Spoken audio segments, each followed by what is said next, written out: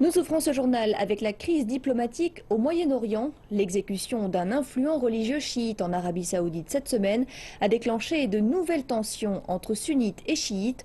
Le développement de cette crise menace de diviser les pays musulmans et d'affecter le paysage géopolitique de la région. L'Arabie saoudite prétend que ce religieux chiite saoudien a été exécuté à la suite d'accusations de terrorisme.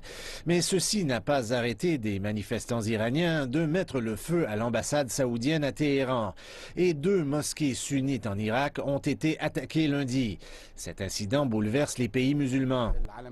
L'Iran rivalise avec l'Arabie saoudite pour dominer le monde musulman et veut contrôler les sites religieux et propager le chiisme dans la région. Téhéran a sévèrement critiqué la décision de l'Arabie saoudite de rompre les liens diplomatiques avec l'Iran. Nous déclarons de manière décisive et claire que la République islamique d'Iran a naturellement pris et continuera à prendre toutes les mesures nécessaires pour protéger la respectabilité et observera les règles internationales pour protéger toutes les missions diplomatiques. Le gouvernement saoudien a pris des actions pour rompre les liens même quand tout était sous contrôle et qu'il n'y avait aucune menace pour les diplomates saoudiens. Bahreïn a suivi l'Arabie saoudite et a rompu ses liens diplomatiques avec l'Iran lundi.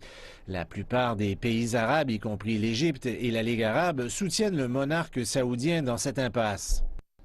Ils ont pris la bonne décision pour combattre le terrorisme chez eux. Ils ont adopté des mesures qui sont entièrement légales. Ce n'est pas le rôle d'une tierce partie d'intervenir dans les affaires d'un pays comme nous l'avons vu récemment. Environ 85% des musulmans à travers le monde sont de confession sunnite. Mais l'Iran a renforcé sa position en Libye, au Yémen, au Liban, en Syrie et en Irak au cours des dernières années. Les États sunnites accusent Téhéran de vouloir mener une politique expansionniste.